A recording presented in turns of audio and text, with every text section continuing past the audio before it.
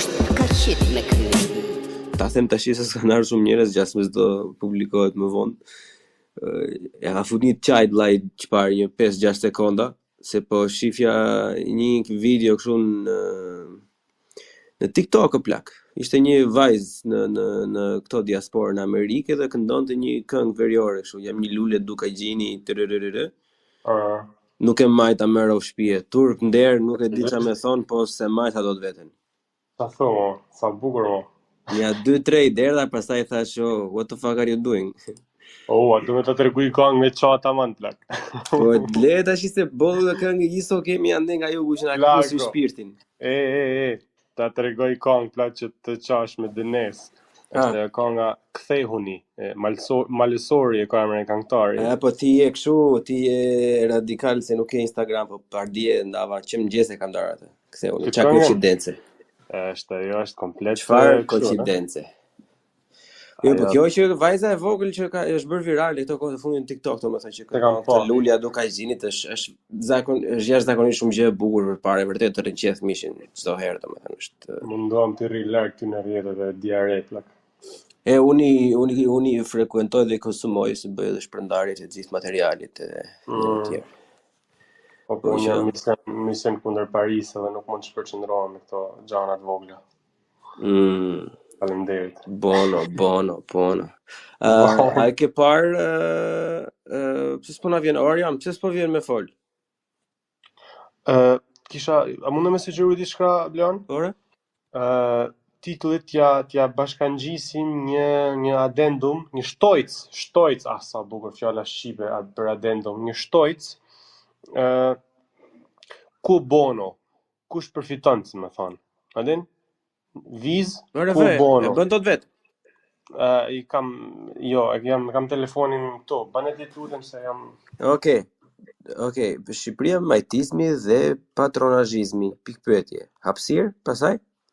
Është shprehje latine, quo bono, kush përfiton? Quo apo quo? Duket quo. Quo bono. Pret një sekond plak. Cui më plak. Cui bono. Si shkruhet edhe me shkronja? Cui bono.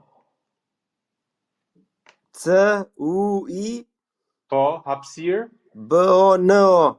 Bravo. Ba, si cuna me latina, me gjona. Lutem, ja, bane që këtë cën, bane që, sepse u shkru kanë dy mënyra, po kur është që duket ma latine. Kur se kështu cui bono, s'ta mush gojen. Që letrare apo që nga veriu? Që qeni o plak qia nanën. Ja pra, shikon që qeni, thot, po pra, është qeni me që, kështu që e ke fjallën për qen. A mund të mos e përgjithësosh veriun të lutem me këta lezhjanë malësi e madhët? Faleminderit. Po ti nga Lushnja je zotëri Çarlli Keti. Këta janë xhandarët, plak, ta matjanët. Po dhe, ne malësi e Lushnjës nuk... Të duen hu kohosta. Pika me lartë e Lushnjës është ai Taras ati Pilos. Po, bane kohosta ka xhandarin. Vidis me të qela, besoj. Po bravo. Ajo është pika me lartë. Ati e ngre flamurin apo? Po, Bleon, më duhet iki për 7 minuta, 8 minuta. Ndaj po hezitoja mu fut edhe që mos u fusja kot, po me që ishit pak tash hajde. Qa mund tjetë më rëndësishme se ne? A dheu, kotasi.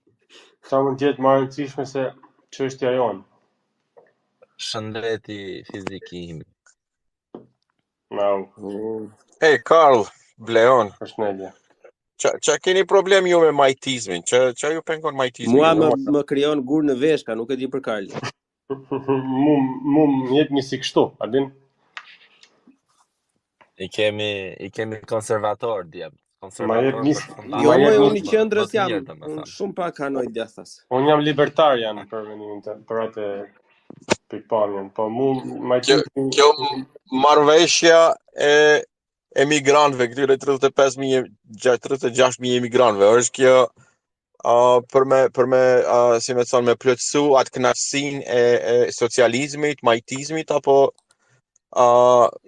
ndoshta edhe ka aspirata konservative apo Jo, kjo është për feudalizëm, mas. fitim prurse personale. Feudalizëm, Ska mas. lidhje fare me majtizmin për vendimin tim bëhat, ma.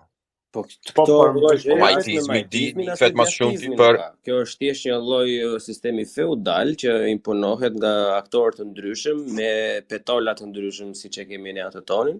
Njëri i shfrytëzon, tjetri është i shfrytëzuar.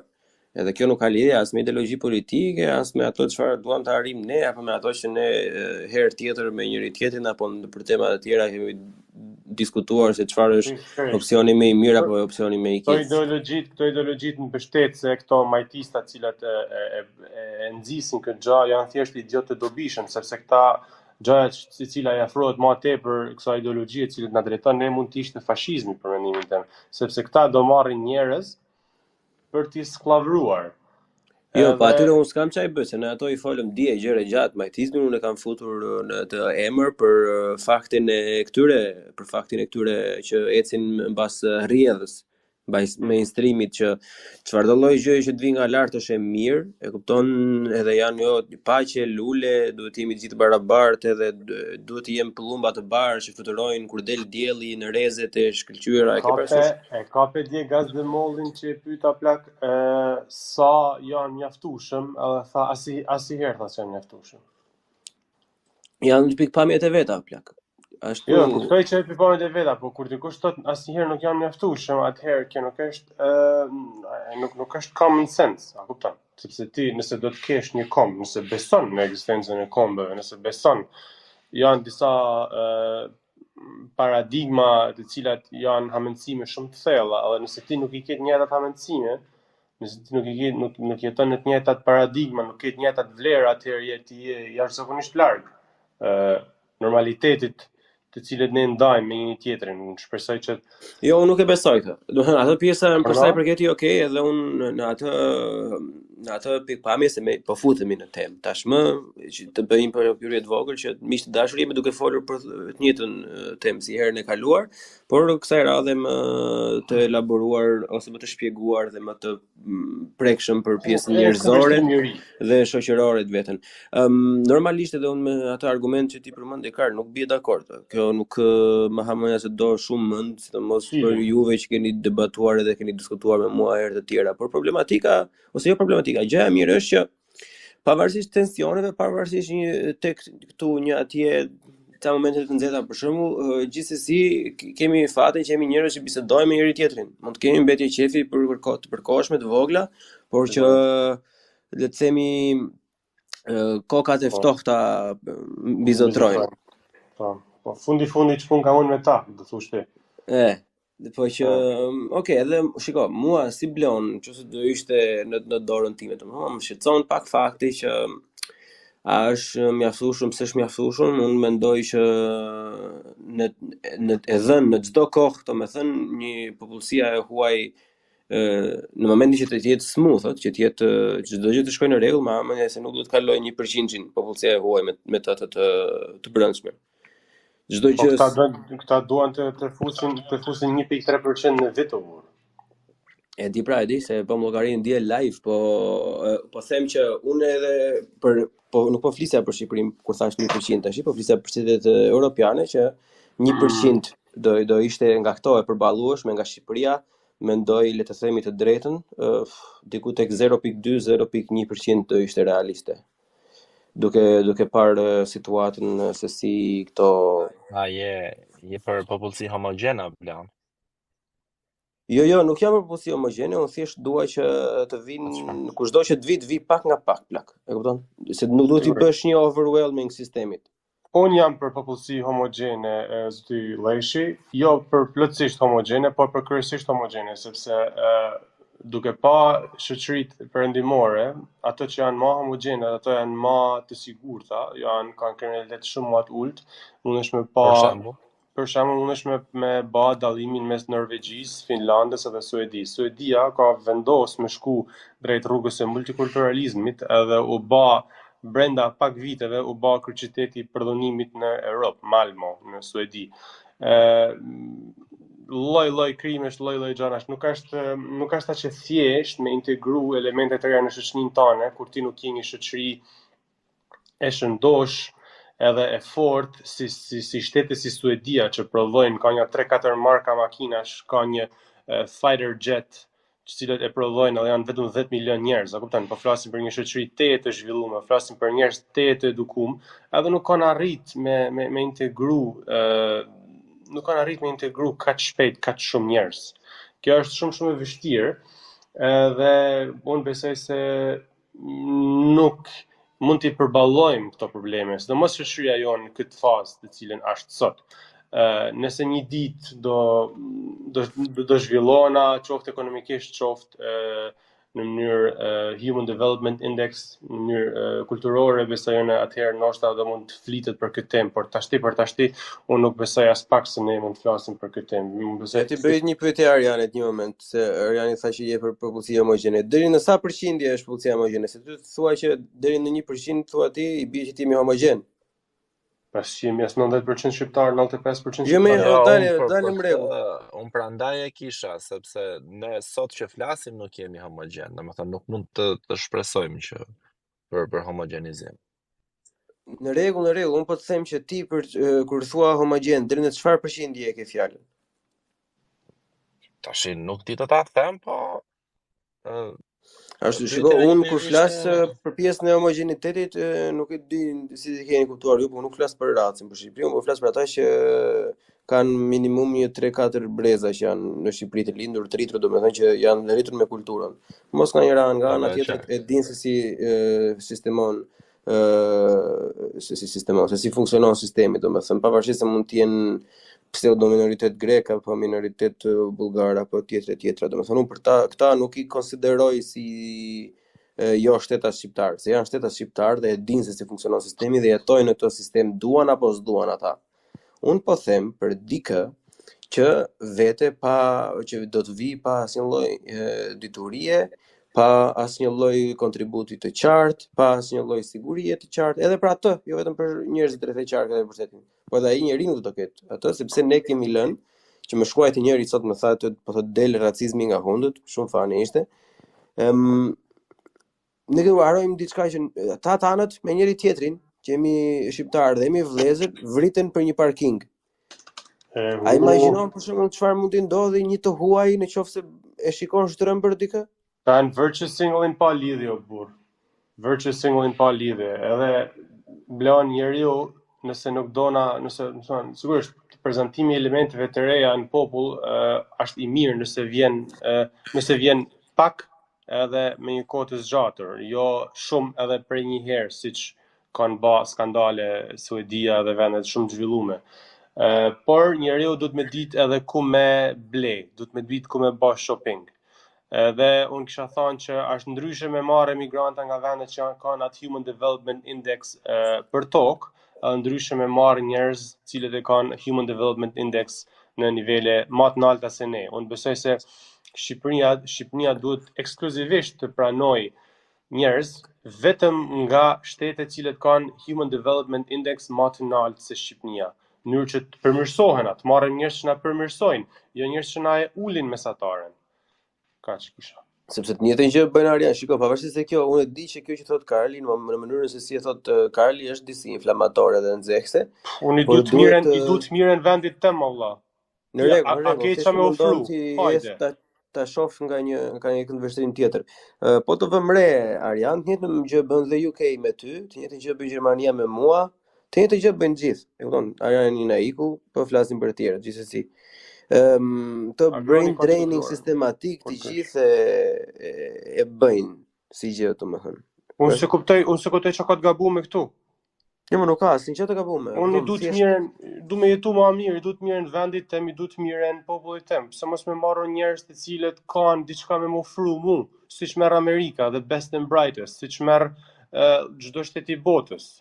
Aja Italia me kanë këto njerëz që vinë, me kanë the best and brightest. Italia i mon për veti, nuk na jep ne. Mirë, se këto domethënë nuk dua që ose jo nuk dua, po dua që t'i shmangim pak përsëritjen e gjërave. Po Agron.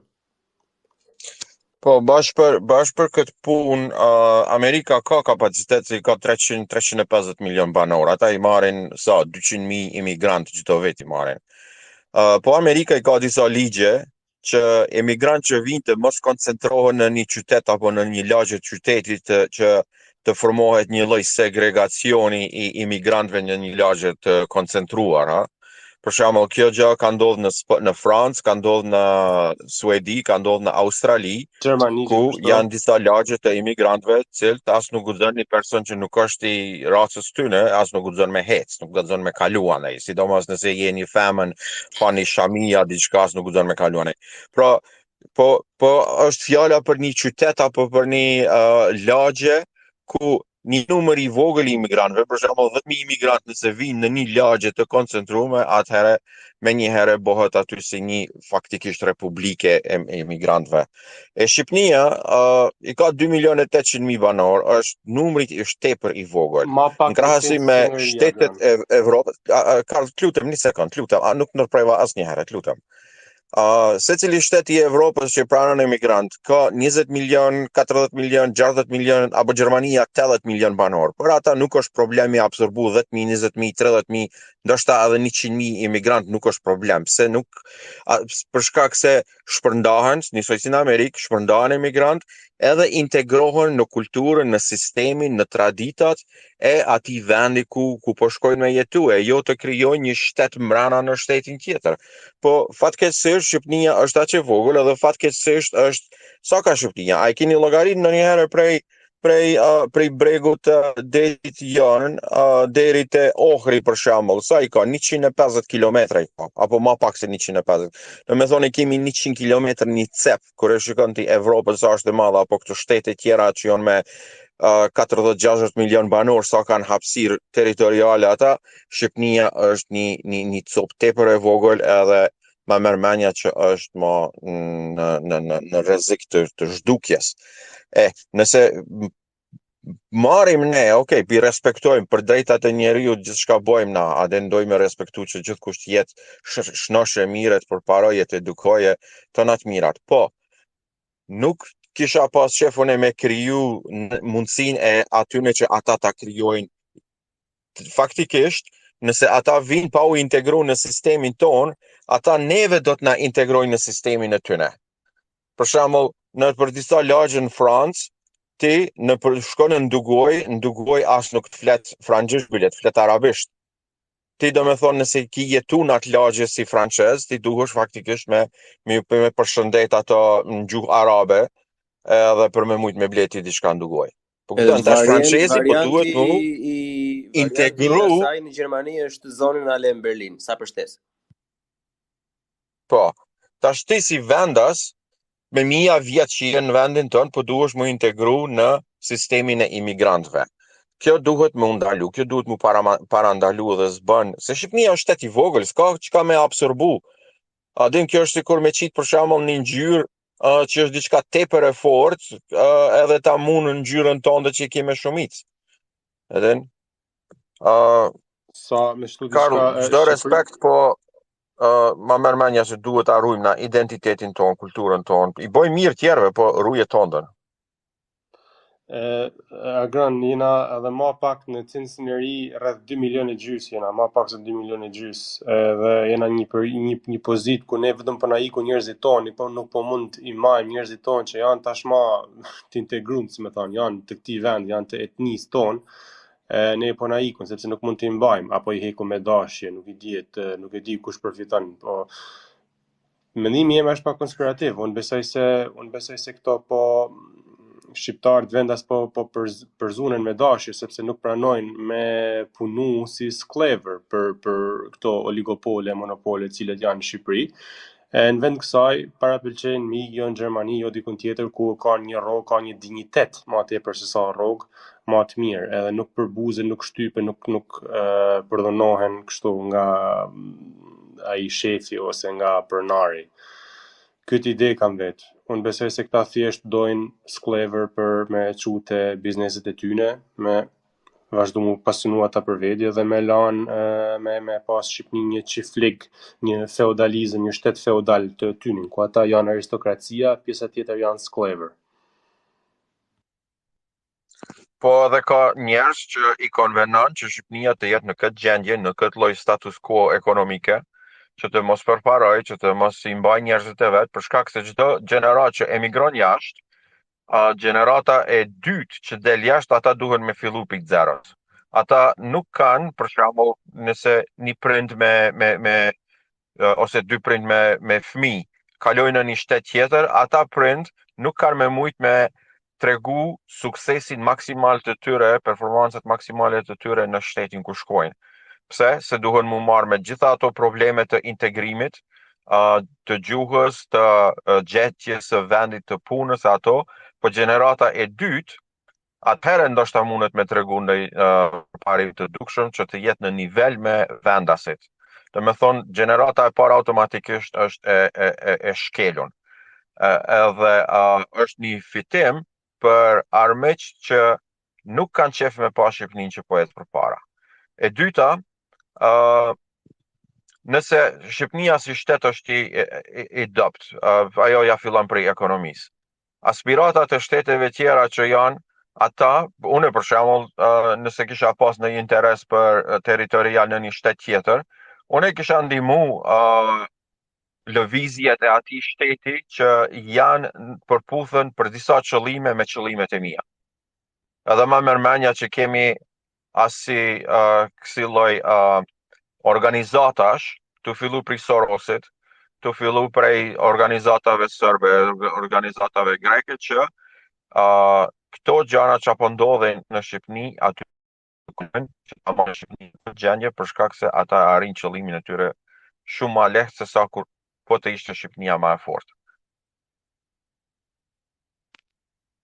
E në ato duhet me luftu. Ato nuk janë shumë larg, domethënë. Edhe pse mund të duken në sytë e disa, edhe pse disa persona më mendojnë se këto gjëra janë shumë larg, në fakt këto janë rreziqe reale dhe janë rreziqe shumë të afërta dhe unë i besoj sepse edhe pse është ndonjëherë shumë e vështirë për t'i provuar, ato hyn tek njëra tjetra por si një puzzle, si një pjesës dhe bëjnë sens kur i shef gjitha bashkë. Mbase kjo është pak wishful thinking, por që gjithsesi bën një farë lloj sensi dhe duhet të ketë robi pak merak. Për unë me miqtë e mi kam darë një dokument sot nga Euronews Albania i datuar i datës 30/5/2023 për ta lidhur me atë që Karli e tha përpara, se nuk do zgjatemi shumë te kjo pjesa e qëndrimit se është ai post në profilin tënd në Twitter, Bleon, fal? Këtë mua ka dërguar një miku që dëgjon hapësirën publike, ma ka dërguar në Twitter sepse si duket akaunti i tij është ban.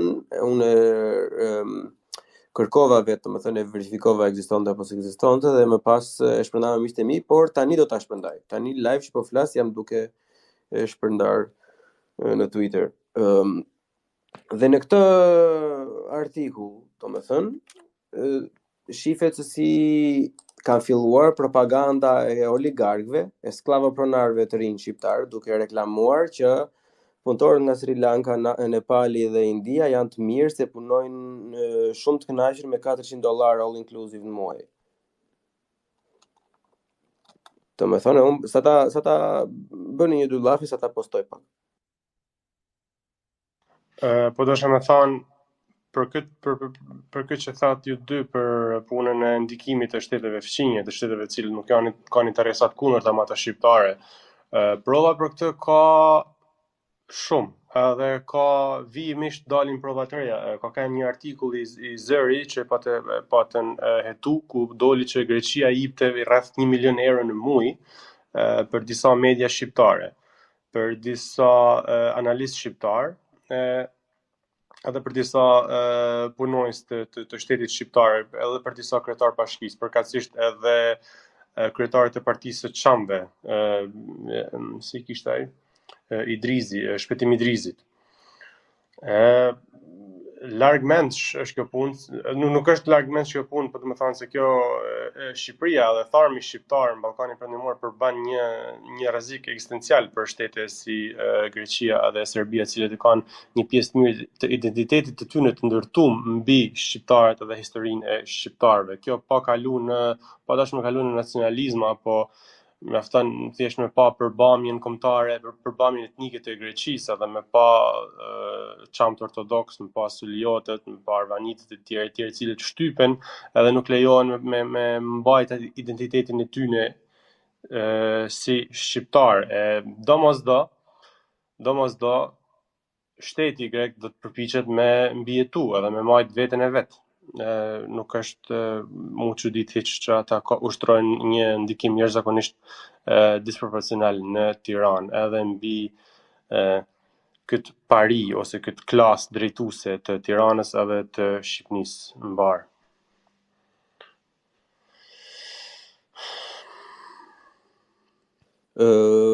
Patjetër. Shiko, përveç gjitha gjërave të tjera, unë këtë lajmin për të cilën i fola për pak më përpara e bëra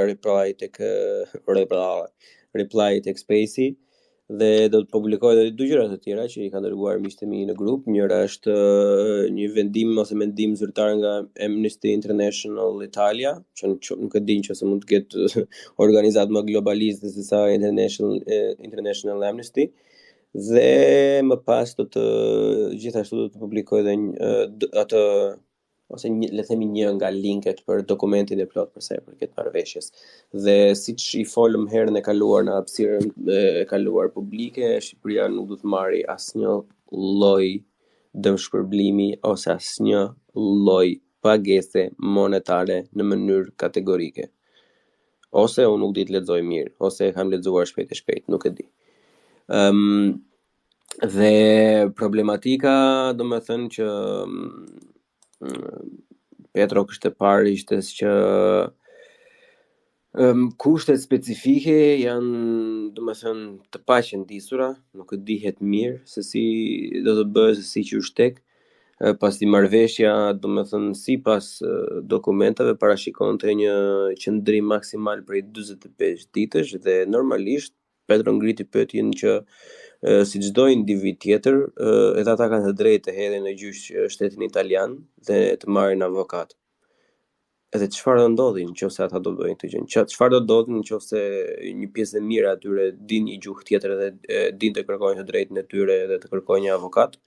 I bie që do rinin indefinit aty. I bie që do ecin ping-pong nga Italia në Shqipëri dhe nga Shqipëria në Itali derisa të dali udha asaj pune, domethënë që është një loophole, është një boshllëk, është një vrim, domethënë jashtëzakonisht shumë e madhe që mund të krijojë probleme jashtëzakonisht shumë të mëdha. Se kjo lloj gjëje si shif rrushin edhe piqet, dhe normalisht nëse e bën njëri e bëjnë gjithë ata pastaj, edhe i ke 3 mik konstant, 6, pastaj 9, pastaj 12, edhe në fund nga 36.000 i ke 30 që s'kan ikur. 100 veta nditi bie Bleon. Është marrëveshja parashikon që të rinë maksimumi 45 ditë, që nuk bën sens fare me procesimin në një muaj. Nëse ata do vinë 3.000 individ në një muaj, atëherë i bie që në muajin e dytë, në datën 1 të muajit të dytë, nuk do kenë ik ata që janë futur muajin e parë, do jenë prapë aty. Dhe to do mbi vendosen derisa sistemi të jetë auskellaset, të jetë mbi ngarkuar në rënim. Dhe sa mos të funksionoj më, edhe welcome to Albania, Lampedusa, pëse. Është edhe një pikpamje që komplet po injorohet nga kjo çështje, është shërbimet publike. Tash për ato 45 ditë po mendoni që s'kan me pas atë nevojë për shërbime publike të shtetit? Patjetër, se do lindin fëmijë gjatë atyre 45 ditëve, do të lëndohen njerëzit, do të kërkojnë të shkojnë në spital apo diçka. Do të rrehen, do të akuzojnë, do të kërkojnë të drejtën që do të përdorin sistemin legal të Shqipërisë, do të kërkojnë nga policia e Shqipërisë reagime, veprime apo edhe gjëra tjera, që domethënë nëse fillon një procedurë legale, atëherë ai 45 ditë kufiri për 45 ditëve bjen ujë. edhe atëherë duhet të përcillen ligjet për ndjekjen e procedurave legale. Kupton? Tash kjo çka do të thonë? Tash nëse lind një fëmijë, çka bëhet ai? Automatikisht e merr në shtetësinë. Kam i lajm të mirë edhe të keq për ty Agran. Ata që do vinë në Shqipëni do të jenë Italia do mbaj femnat edhe minorenët. Ata që do vinë në Shqipëri do jenë vetëm burrat moshës 18 deri 40. Sipas marrëveshjes. Donacion vetëm pak. Military age males. Ata që identifikohen si burra. Jo, mos e kalon në trivialitet, po është serioze. Është shumë serioze se këto njerëz janë shumë të rrezikshëm kur sidomos kjo mosh edhe kjo gjini, si më thon, djemt të ri janë shumë të rrezikshëm, ata nuk besoj se do ta lajnë po atë rrethimin. Po ata do të thonë, okay, gardieni më goditi apo diçka edhe me njëherë do të kërkoj padinë nga shërbimet publike të shtetit. Shiko, unë këtë pjesën e kërkimit të drejtës, domethënë nuk është shoh problematike në Shqipëri se e mirë apo keq nuk është do interesoj shumë as institucionet shqiptare as ose si kafshë do trajtohen gjithsesi. Frika që kam unë është se ai opinioni domethënë edhe pikët që ne do marrim apo nuk do marrim në krahasim me partnerët ose të supozuarit partnerë tanë ndërkombëtar. Për çefin tuaj unë sa vura edhe 2 linket e tjera për sa i përket Amnesty International dhe dokumentit të plot që juve mund t'i lexoni ose kur të keni kohën dhe dëshirën tuaj, ato janë poshtë postimit të Space-it. Petro, më mbrëma mirë se erdhe dhe fjala për ty mikim. Okej, më mbrava mirë se ju gjeta, ju kërkoj falje nëse ka zhurmë edhe nëse shtjelloj pak pika, po më ka ngel mend edhe kjo është një temë e cila ka shumë debat. Dhe për fat keq unë po shoh që nuk po debatohet në mënyrën e duhur, ose më saktë nuk po debatohet fare në arenën publike. Nuk ka emisione që të ketë versione pro dhe kundër, nuk ka debat mbi kushtet se si do ndodh ky strehim i azil kërkuesve. Nuk ka një debat politik, një komision, jo komision hetimor, por një interpelancë, një llogaridhënie të kryeministrit apo të personave të tjerë, ministres jashtme, nuk e di as se kush është fatkeqësisht. Edhe kështu domethënë, ajo që desha të them unë është ajo që u cek pak këtu, që Shqipëria është në rrezik ekzistencial. Domethënë se ne po duket sikur po importojmë problemet e vendeve të mëdha. Shqipëria nuk është një perandori, ju e dini po ta dëgjojnë edhe ata të tjerë. Shqipëria është një vend bërtham. Trojet tona janë shumë më gjerë, janë 2 fish sa kaq, nuk e di, nga 4 vilajetet osmane dhe ne kemi ngelur një Shqipëri londineze me 28.000 km2, me një popullacion që sa vjen të kurrë. Nëse Shqipëria do kishte qenë një perandori si Franca apo si vende tjera dhe do kishte shfrytzuar asetet e vendeve nga Afrika apo nga ana tjetër e botës, unë jam dakord që ne do kishim zhvilluar qytete të mëdha, metropole, dhe aty do kishte njerëz kozmopolitan, cilët nuk do bënin dallimin ndërmjet gjyrës lëkurës së një personi. Po e marrim si shembull, nëse Shqipëria projektin e vet shtetformues do kishte patur tillë që do merrte jo vetëm gjitha trojet etnike në Kosovë, në Maqedoni, Malzi e në Qamëri, por do pushtonte, po themi, territore afër saj, fjala vjen do kishin pushtuar Malin e Zi, unë do isha krejt dakord që një malazez vinte në kryeqytetin tonë Tiranë dhe të bëjë edhe kryeministër, pse jo? Sepse është pjesë e kombit tonë, është pjesë e procesit tonë shtetformues dhe s'kemi nga ja mbajmë. Por mënyra se si është ndërtuar Shqipëria dhe mënyra si është Shqipëria sot është për të ruajtur si një bërtham, është e ngjashme me Izraelin që është ndërmjet vendeve arabe që duan ta shqyrojnë. Shqipëria është Besir Bajrami e ka tërhequr këtë paralele ndërmjet shteteve slave, të cilat i kanë shtyrë shqiptarët gjithmonë më në jug, gjithmonë më në juglindje të Ballkanit, por paksa nuk i zhduken, edhe këtë territor që e kemi ne duhet ta ruajmë. Dhe kjo ideologjia Refugees Welcome, që unë po e shoh të artikuluar nga disa mbështetës qeverisë, kjo për mendimin tim është shumë problematike, sepse është krejt normale dhe njerëzore dhe ligjore që një person i cili ikën nga lufta apo nga nga konflikti apo nga uria, ti ta shpëtosh të japësh një streh mos ta lësh në rrugë. Por nga ana tjetër, nuk është normale që perëndimi të shkaktoj probleme nëpër botë. Po marrim shembullin e Sirisë.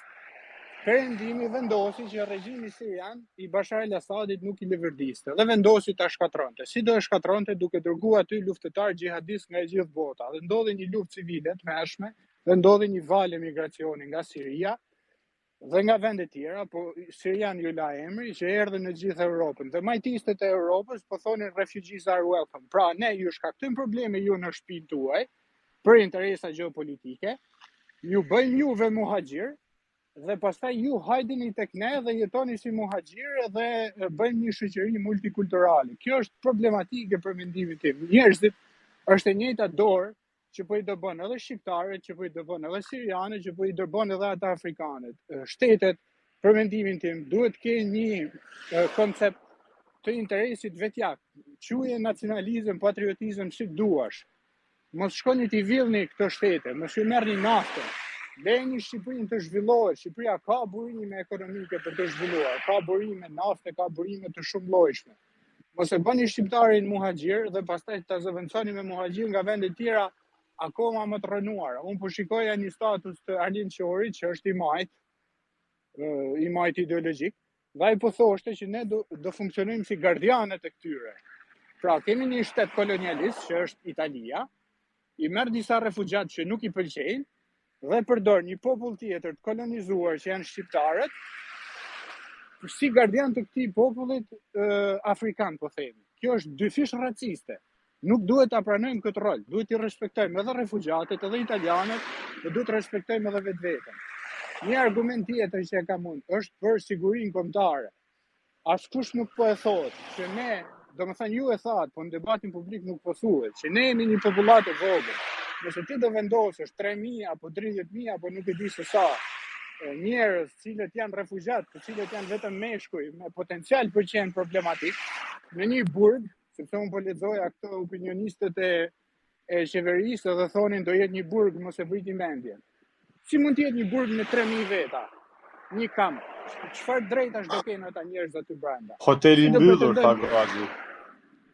Gazi ka wishful thinking, ka mendim në dëshirore, por ajo është e pamundur praktikisht dhe nuk ka ndodhur askund që të kesh një kamp me 3.000 veta, edhe nazistët që i kanë izolu ata hebrejt në për kampet e përqendrimit, kanë përshtypjen edhe aty ka ndodhur akte rezistence apo akte arratisje. Vetëm nëse ti do ushtrosh terrorin më absolut, gjë që është e pamundur dhe jo njerëzore.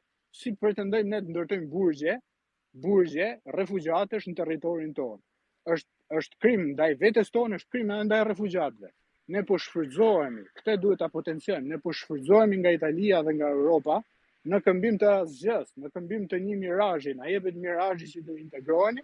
Unë po lexoja sot Ramën, thoshte nuk kemi marrë integrimin në Europë, si shkëmbim, sepse integrimi në Europë nuk funksionon ashtu, që merr këti disa refugjat edhe tu hap kadera për të integruar.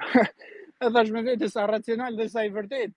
Shumë e vërtet është, nuk do integrohemi ne në Europë se morëm ta refugjate.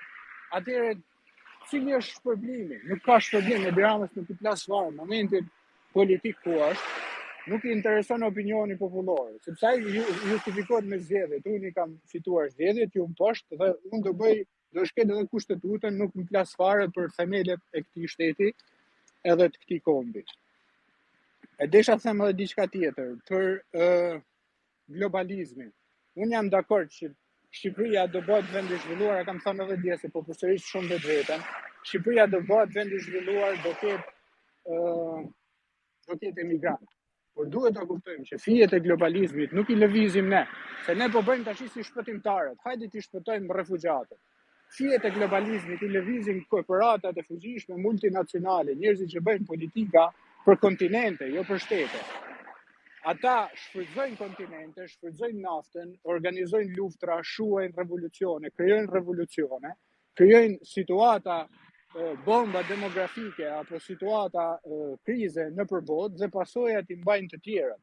Globalizmi ka nevojë për tregje, globalizmi ka nevojë edhe për këta fukarejnë që po vinë tek ne, sepse shtetet e fuqishme janë të vjetruara dhe kanë nevojë edhe për njerëz që të bëjnë fëmijë, të bëjnë sklever për të punuar në fabrikat e tyre.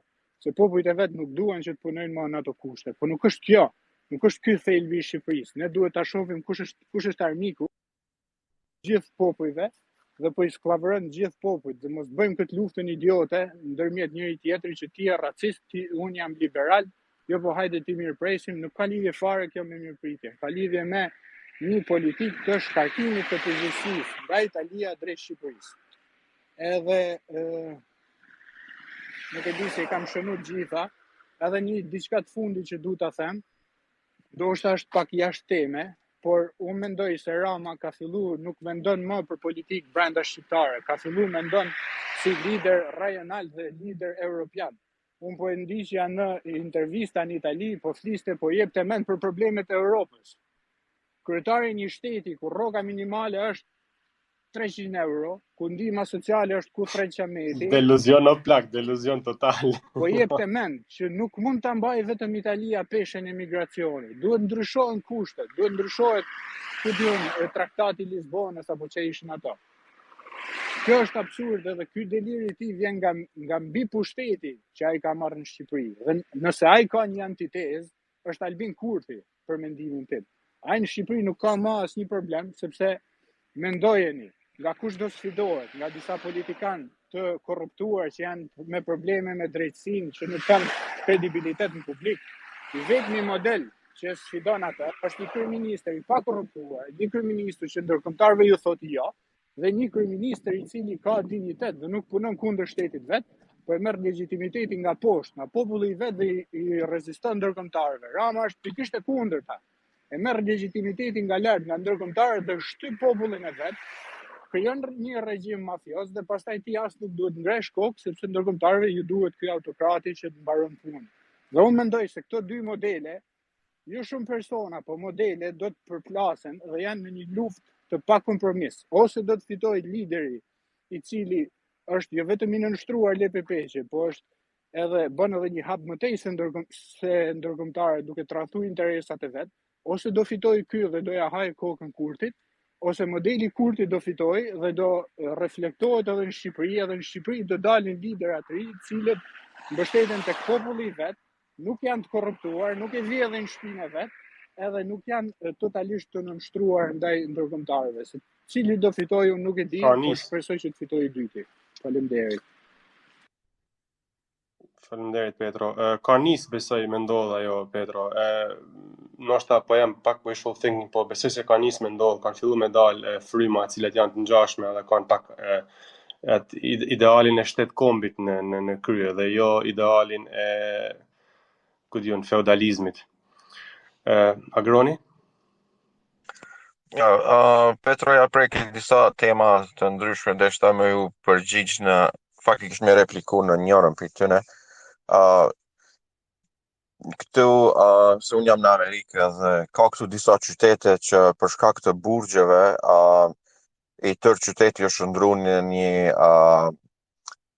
një demografia ati qytetit ka ndryshu për shkak se njerëzit që janë të vujt dënimet në për burgje, kanë shkaktu që familjarët apo të afërmit të tyre të shpërngullen në ato qytete të vinë afërtin afër, edhe demografia e atyre qyteteve ka ndryshu, edhe për këtë arsye ka disa, këtu i thojnë si county, disa lloj rajone, që kanë vendos që burgjet federale të mos ndërtohen në teritoret të tyre për shkak se po e shkatron demografinë e atij qyteti.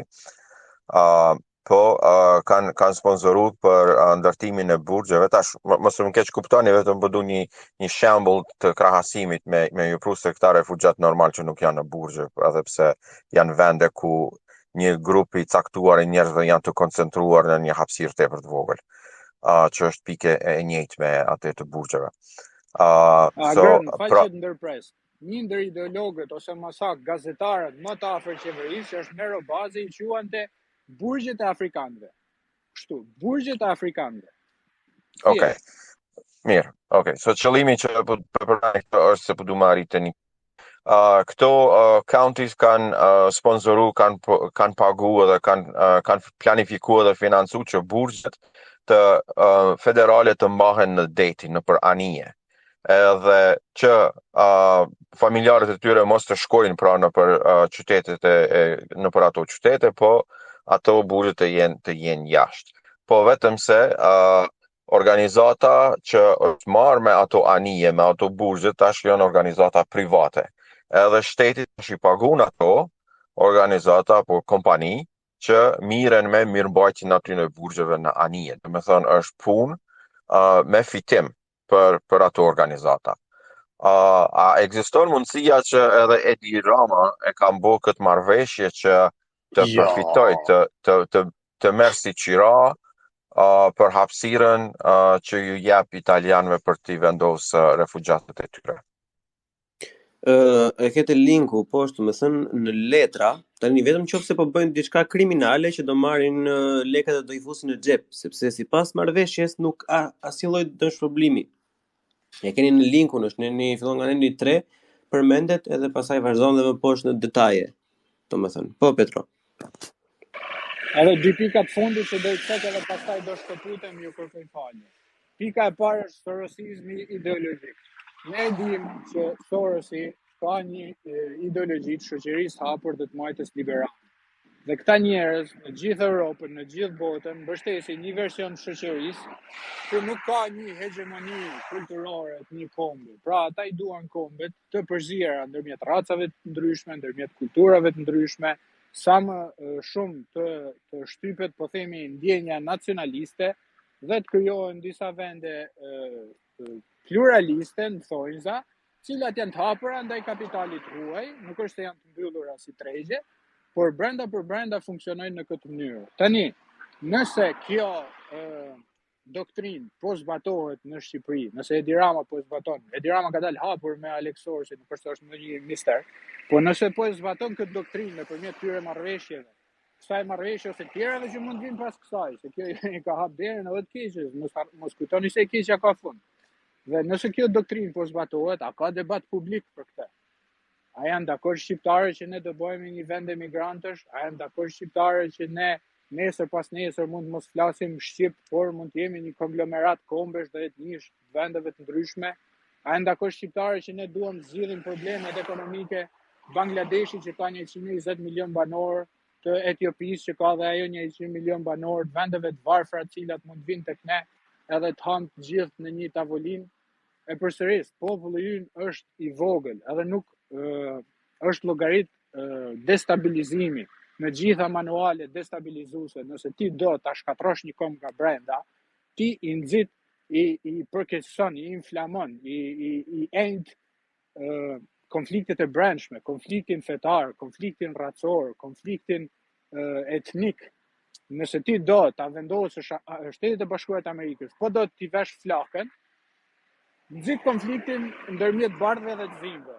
Krijo nostalgjinë e asaj, më falni, skllavërisë, edhe njerëzit do dalin rrugë, do bëjnë luftë, si e pam për George Floyd, sepse është konflikti i brendshëm i atij kombi, është një komb i cili ka reminiscenca shumë të errta nga e shkuara.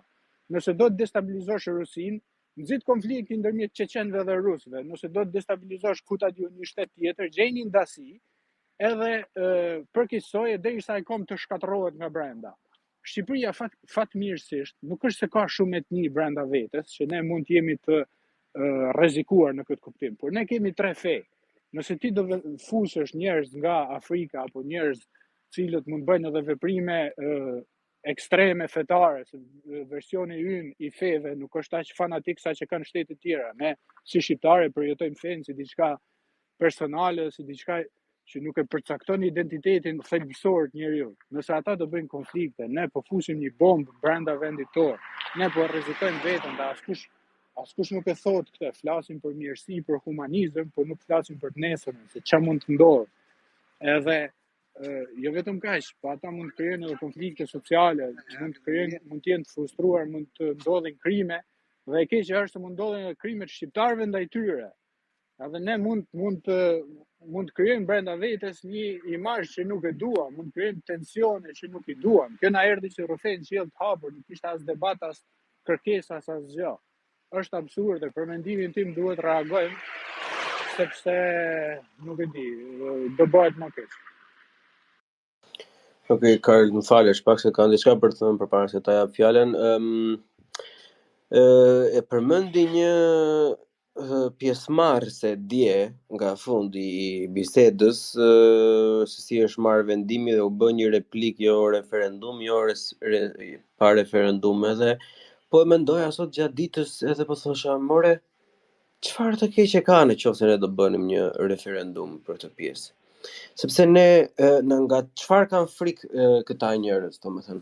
Nëse kjo është vërtet gjëja e duhur, atëherë duke u nisur nga predispozita që shumica e njerëzve janë të mirë, ose të gjithë njerëzit janë në fillim të mirë dhe pastaj prishin me kalimin e kohës, atëherë do të përkthehet në faktin që një referendum do thoshte po, ne jemi të gatshëm të bëjmë çfarë do lloj gjëje që mund të kemi në dorë, edhe bukën ta heqim nga goja dhe t'ja japim atyre, sepse ne kështu duam. Në këtë rast, hiq kapelen, respekti 100%. Por janë një sër politike shmajtiste që vendosen nga dikush që të themin të drejtën as Edi Rama nuk I vendos, domethënë dhe jo vetëm në Shqipëri, por me asnjë lloj vendi. Pa asnjë lloj pyetje të popullatës etj.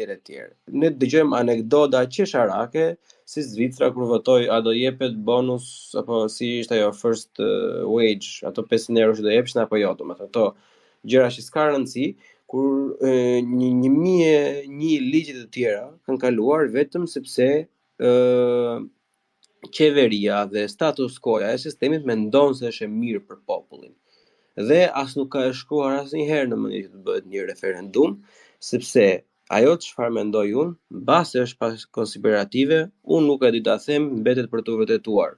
Por ajo çfarë mendoj unë është që ne jetojmë tashmë në një lloj diktature që ka kaluar në metamorfozë tashmë, që ka një fasadë demokracie, por në fakt diktohet në njëjtin drejtim. Përveç se këtyre gogolve që tamam si gogolve për fëmijë, domethënë siç është AFD-ja në Gjermani apo Radikalja në Francë për shembull, përveç këtyre gogolve që trembin njerëzit që do vinë prapë ta, të gjitha partitë e tjera, si të djathta, si të majta, ecin në të njëjtin drejtim. Shembulli më I mirë dhe që unë njoh më shumë është CDU-ja në Gjermani që humbi zgjedhjet e fundit për të vetmin shkak sepse humbën identitetin e tyre të qendrës së djathtë dhe të një mirëqenie sociale.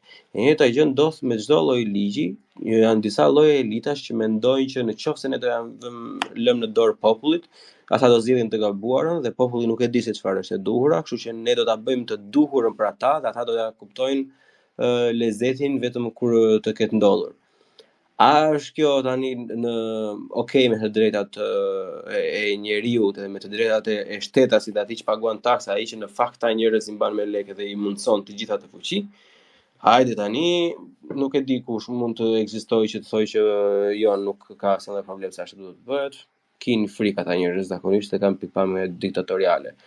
Por dy sondazhe un kam parë sot, në mëngjes ishte njëri 63% kundër dhe në fund një Petrom, duket se ma dërgoi në inbox që ishte diku te 85 apo 86% kundër. Duhet okay, nuk po e them këtë se po të marr kohë Karl. Thuaj çfarë ke për të thënë dhe un pastaj do kaloj në temë.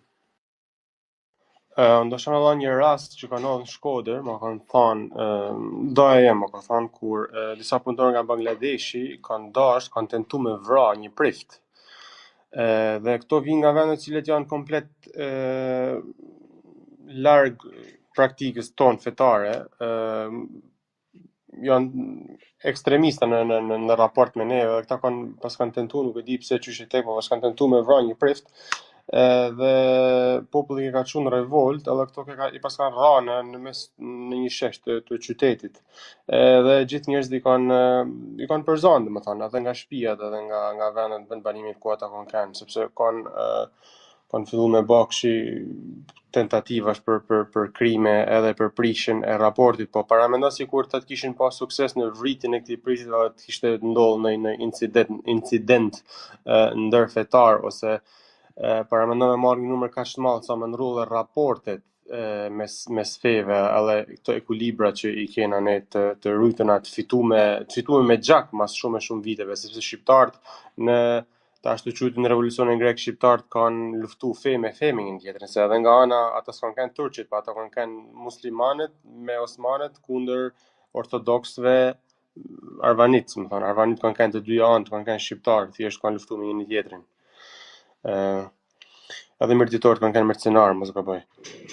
Të gjithë shqiptarët kanë qenë mercenarë në gjithë anët perandorisë. Unë e shoh, duket pak shumë gjë e mirë që ti vetë me sa di unë je musliman, vetë je musliman, domethënë dhe e realizon si problem këtë. Sigurisht është një balancë që duhet rrit, është një pemë që duhet krastit me shumë kujdes. Pikërisht, ne kemi një bekim nga lart apo nga kudo që ta kemi, varet nga perspektiva e gjithë secilit që nuk kemi pasur. Që duhet të ruajtur. Dhe duhet të ndërpreva prap. Po, vazhdo, ti thuje, po isha një pikë tjetër, po ti thuje Po vazhdo, jo, mbaroj. Po është temë tjetër ajo pika. Okej, po lere temë tjetër. Shiko, kjo është jashtëzakonisht shumë e rëndësishme. Për këto anekdotat për shembull, pavarësisht se janë anekdota dhe ndonjëherë godasin rënd, thonë që mor Karl, po sepse njëri apo dy apo tre u munduan të vrasin një prift, nuk do të thonë që të gjithë. Edhe në fakt ky është argument i mirë, sepse nuk do të thotë që gjithë ata do vënë të vrasin e të vjedhin, domethënë kjo është e qartë. Edhe në vazhdën e anekdotave pastaj, sepse normalisht ja osna me mahti regel, domethënë si ben. Po, përjashtimi vërtet rregull, po kjo është fallasi plak, është no true Scotsman, mos u gaboja. Gjithsesi, është një rast tjetër në një individ, një emigrant nga Algjeria në Durrës, për të kthyer pak nga ana humaniste dhe respektimit të rregullave të drejtave si të emigrantit si të shqiptarit. Tani, një emigrant nga Algjeria në Durrës allegedly e pa konfirmuar thonë që kishte ngacmuar gruan e një shqiptari në Durrës. Këtë algjerianin normalisht në traditën e lashtë shqiptare, sipas shihet e gjithë secilit nga jush, e kishin rrahur sa nuk i shifim surrati. Tani, pavarësisht domethënë që në qoftë se kjo gjëja për të cilin ky emigrant akuzohet është e vërtet, edhe unë e kam një guilty pleasure që më vjen mirë që kam marrë ndëshkimin. Por duhet të njohim një fakt, që vetë gjyqësia me thon drejtën, ne nga Berati themi rish trem të fol drejt, është e gabuar. Dhe normalisht ai lloj emigranti nuk e gjen dot drejtësinë në asnjë polici shqiptare që i kishte marrë në telefon, është ajo video e famshme që e pyet ajo gruaja që a ke fol me policinë, a ke bërë kështu edhe nuk i ka marrë përsipër asnjëri. Edhe kjo ka për të ndodhur me çdo lloj gjëje tjetër, sepse nuk kemi ne të përgatitur. Unë mundova ta stresoja pak të pjesën dje edhe të ta fokusoja pak vëmendjen që ne si popull dhe si sistem, si politik, si ligjvënës, si kontrollor, nuk jemi gati moralla. Se shumë gjë e mirë do ishte, nuk ka asnjë problem, edhe po të kishte lek aq më mirë. Edhe po na vinin ca zgjuar e ca punëtor, aq më mirë akoma. Ishte free for all, mund të implementojë një sistem të mirënjohur edhe do funksiononte. Po ne nuk dim nga kemi kokën, nga kemi këmbë tani dëgjues së dashur. Ai nuk mund të është pak absurde që ne që nuk respektojmë njëri tjetrin, që e përsëris dhe vazhdoj ta përsëris, për atë bombën sociale që kemi folur, literalisht vrasim njëri tjetrin për vende parkime, theremi në gjimnaze pse më shikon, përdhunojmë nga 4-5 veta këto të dashura sepse e kemi fuqinë nga baballarët tan politikan, i thyejmë duart edhe këmbë fëmijëve në përkopshe sepse nuk ka kontroll, neve marrim përsipër të rregullojmë një problem që nuk i dihet as nga është fillimi, as nga është fundi. Ne e zjebosur dhe me bishtin përpjet duhet të marrim këto përgjegjësi mbi veten tonë, është turp. Edhe un kam qef shumë të mendoj mirë për vendin tim. Jam i pari që nuk më mbyllet goja kur vjen puna për ta reklamuar.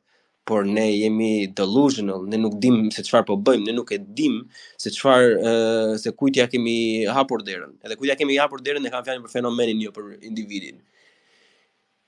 Pastaj e fundit në këtë pikë për momentin se kam dhe një listë plot me vete, unë do ndjeja veten shumë fajtor, edhe do ishte turpi më i madh që unë ta asistoja në shkeljen e të drejtave të njeriu, të emigrantëve që duan të vend tjetër kund, edhe merren por si dërr në thes i themi ne, edhe çohen në një vend tjetër, edhe që nuk i dihet se çfarë do bëhet, sa do zgjasi, ku do vej, si do jetë procesi, ku do e kërkojë të drejtën, e të tjerë, domethënë.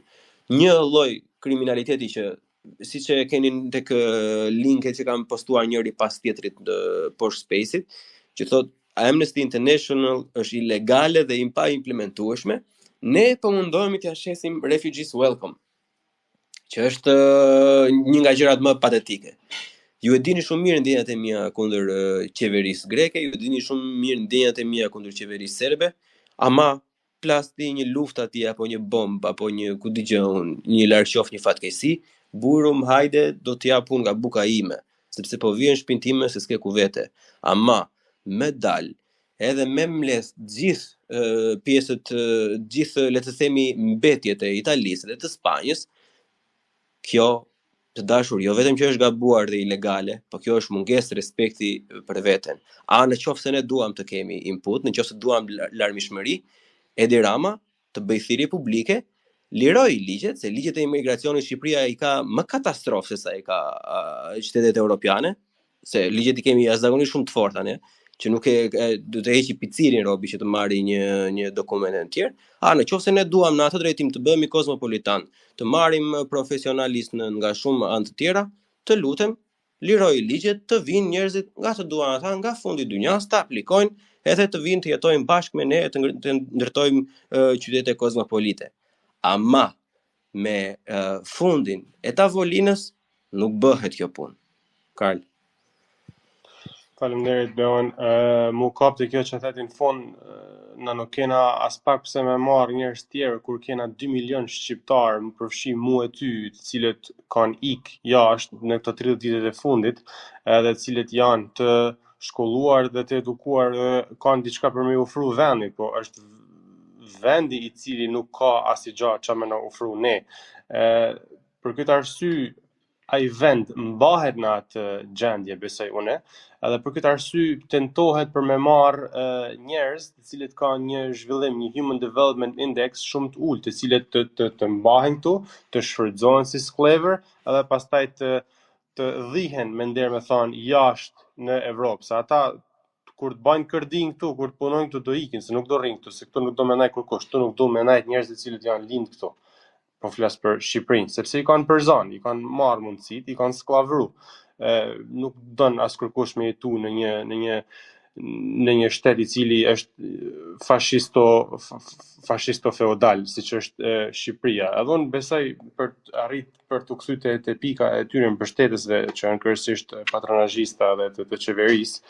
Për mua është shumë e qartë që të vetmit, siç e kena shtruar dhe pyetjen ku i bono, kush përfiton, për mua është shumë e qartë që të vetmit të cilët përfitojnë janë oligarkët, janë njerëzit të cilët dëshirojnë me i sklavëru këto emigranta, dëshirojnë me i sklavëru ato me çmime me rroga jashtëzakonisht ulta, të cilët shqiptarët nuk i bajnë sepse kanë mundësinë me atë shkollim, me atë intelekt të tyre, kanë mundësi me shku në Gjermani shumë thjesht. Edhe Gjermani ofron, ose në Itali për atë punë, Italiani i ofron dikujt që ka diçka me ofru, ja ofron vendin i jep diçka dikujt që ka ça me dhënë. Edhe nena jep këto që nuk i don ato për veti. Unë besoj se këtu ka vetëm 2 kategori, cilët kanë interes. E para janë oligarkët, cilët dëshirojnë sklavërimin e këtyre njerëzve, edhe e dyta janë idiotët e dobishëm, njerëzit të cilët në mënyrë ideologjike besojnë se kjo është automatikisht një diçka e mirë për vendin tonë. Besojnë se çdo që të vinë nga jashtë është diçka e mirë, ose çdo që të vinë ndryshe është diçka e mirë për ne. Në fakt nuk është kështu. mundesh me pa përvojën e vendeve europiane, të cilët janë hap nga bota, edhe mundesh me pa përvojën e vendeve europiane të cilët nuk janë hap ende, siç mund të jetë Norvegjia ose Finlanda në raport me Suedinë, përmendëm më përpara, Suedia, shtet jashtëzakonisht eficient, u bë kryeqyteti i përdhunimit të Europës. Ndryshe është Finlanda, ndryshe është Norvegjia, ndryshe është Zvicra, e cila edhe pse ka marrë të huj, po i merr ato me shumë maturi, kisha thënë unë. Ne, para se mu bë me marrë emigranta, ne duhet bëhet shteti mu kthy unë e ti, Bleon, mu kthy unë e ti, mu kthy shedi, mu kthy gazi, mu kthy njeni, mu kthy tjetri, mu kthy agroni. Ne duhet bana me kthy njerëzit tonë, ne kena asete, kena 2 milion njerëz të cilët janë edukuar jashtë, kanë marrë një kulturë ndoshta pak më ndryshe, pak më të zhvilluar se kultura jonë. E ne në vend që me mundu me tërhek ta njerëz, cilët janë njerëzit tonë, janë bijtë e bijat tona, ne po dona me marrë njerëz që vinë nga vende më të pak të zhvilluar, me një Human Development Index për tokë, ndryshe nga vendet europiane.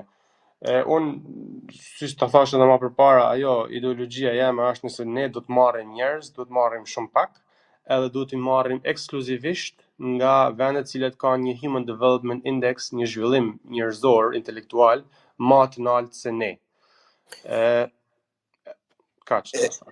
Ndërsa unë nuk jam 100% dakord me këtë çka ti the. Në bërtham, në skeletin e vet mendoj se qëndron si fakt, por nuk duhet të shpekim rrotën nga e para, të themi do hyn këta dhe s'do hyn ata, mund të ndjekim të njëjtën procedurë që ndjekin shtetet e mëdhaja. Që është kualifikimi i njerëzve. Gjermania po ta vini re dhe para 3-4 muaj nxori dhe ligjet e reja që i do jepet kjo viza e këtyre për të kërkuar punë për staf të kualifikuar etj etj, ja bën shumë herë më të thjeshtë dhe ja bën shumë herë më të vështirë atyre që janë të pa kualifikuar. Atëherë kur këta individ, ose këta lloj shtetesh, këto lloj qeverish bëjnë këtë lloj sistemi që i funksionon dhe normalisht i kanë marrë frytet e veta. Se tani me nder muhabeti, për se nuk dua as ta vë në siklet, po një person të suksesshëm, siç është Gazi për shembull, që po na dëgjon dhe kemi mik të podcastit dhe të hapësirës, unë nuk jam njëri që i kam qef taksat, kjo dihet botërisht. Ama unë dëshiroja shumë që një individ i arritur t'i paguan të taksat në Shqipëri, edhe jo në Gjermani, apo në Zvicër, apo në Francë. Edhe unë doja që vetë në qoftë se do më jepej mundësia me të njëjtin shërbim, kaq shumë sa paguaj tuti, paguaja në Shqipëri. Sepse ka punuar nëna ime, ka punuar babai im, po punonin vlla, po punojnë gjithë kushurinë e mi, edhe nuk po ja shohin hajrin. Ajo vlen që ne duhet të bëjmë minimumi disa të kthehen, por falgan nëse po ose ta bëjmë pak ndoshta bashkëveprim, a bën? Po, okay, më bëjmë replika të shkurtra. Se unë kam dhe probleme se më humb filli muhabetit, prandaj. Se po thami këtë. Paria, shtresa e naltë, shtresa e pasën, oligarkia, oligopolet shqiptare, nuk janë as të zhvilluar sa me kërku njerëz të shkolluar.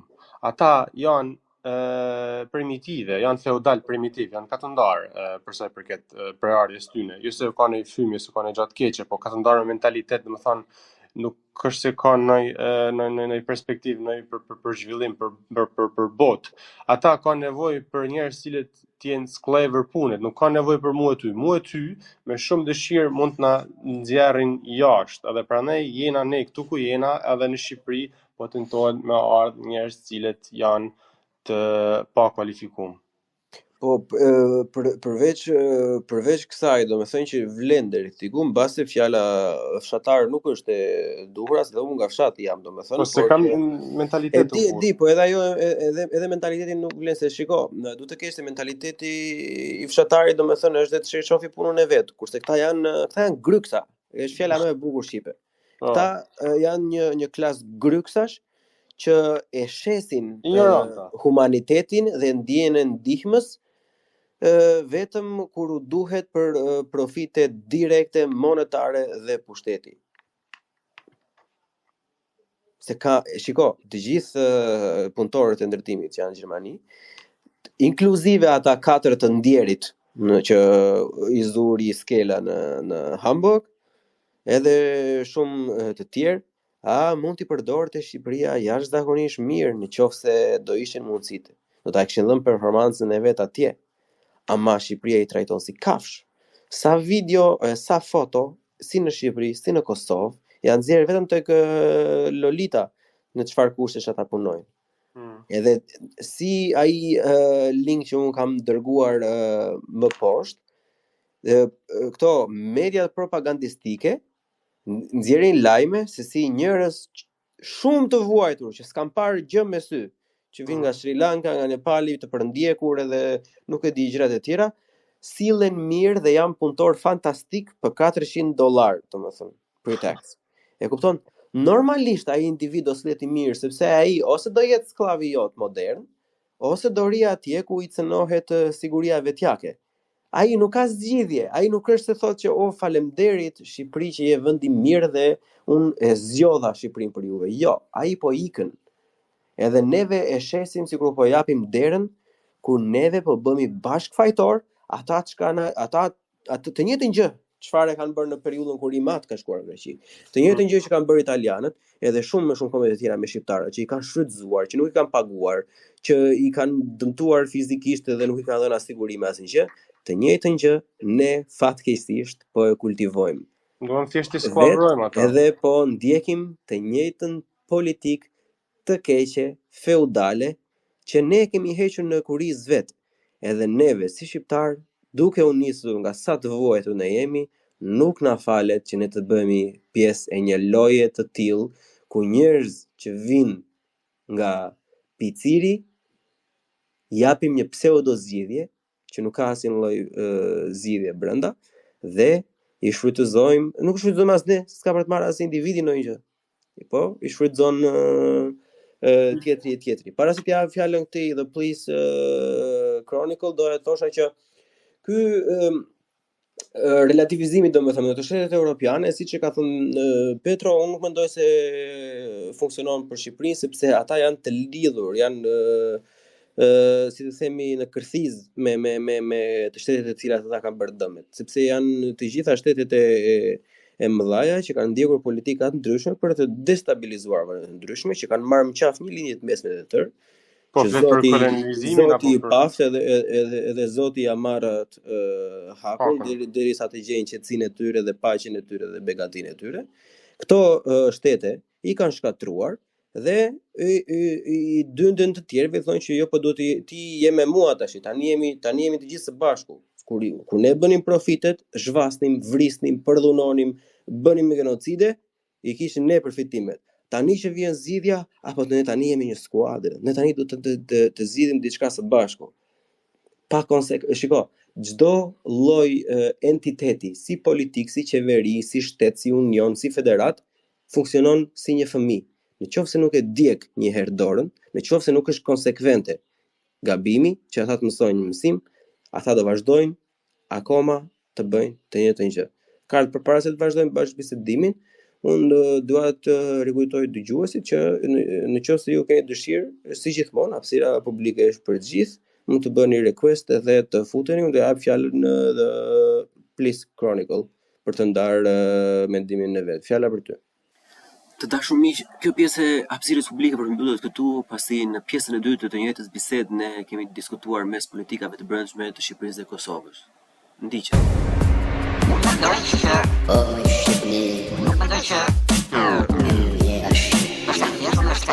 kush ka qit me krye.